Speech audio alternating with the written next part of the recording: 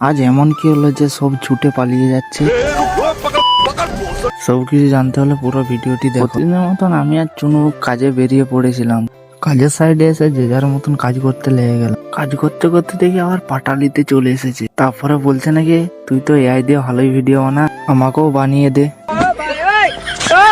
তারপরে ও ছুটি ছুটি পাটা নিয়ে চলে গেল। আমাদের তো অত ভিক করলে চলবে না। আবার ছাদে জল বইতে লেগে গেলাম। তারপরে আমি একটু ফাঁকি মারতে এসেছিলাম না, তারপর দেখি আমার সাইকেলটা এরকম ভাবে ছুটে পালিয়ে গেল।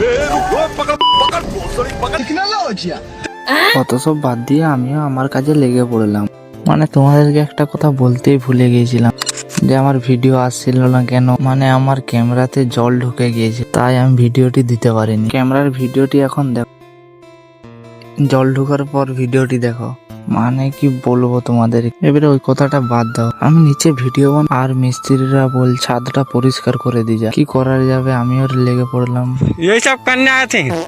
ছাদ ঝেঁটি দেওয়ার পর বলছে কাজ ছুটি। তারপর দাঁড়িয়ে দাঁড়িয়ে একটু বল খেলা দেখে আমরাও ড্রেস বেস করে ঘর চলে এলাম। আর যেতে যেতে কেউ হর হর মহাদেব বলা ভুলবে না।